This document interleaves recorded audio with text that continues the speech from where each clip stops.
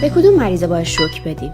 وقتی یه مریض دارید که نبضی نداره، اولین کاری که باید بکنید اینه که CPR رو شروع کنید. بعد مریض رو به مانیتور وصل می‌کنید و حالا تعیین می‌کنید ریتمی که روی مانیتور قابل شوک دادن هست یا نه. حالا چه ریتمای قابل شوک دادنه؟ ریتم فیبریلاسیون بطنی و تاکیکاردی بطنی بدون نبض که این پایین براتون گذاشتیم، ریتم هایی هستن که شما باید در وهله اول اونا شوک بدید. اینکه چقدر شوک بدید، چند بار شوک بدید و بعدش چیکار کنید رو توی فصل مراقبت پیچیده درسنامه جامعه پرستاری ساندرز تو جلد 4 نوشتیم. اگه میخواید راجع به کتاب اطلاعات پیدا کنید، هایلایت کتاب آموزش رو ببینید. و حالا دو تا ریتمی که غیر قابل شوک دادنن.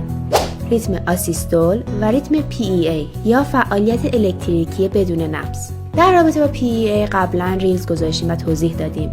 این دوتا ریتم هایی هستن که شوک دادن تو اونها کاملا بیفایده است. اولین اقدام توی این دوتا ریتم اینه که دارو بدید. معمولا 1 میلی گرم اپینفرین به فاصله هر 3 تا 5 دقیقه برای این مریضا داده میشه.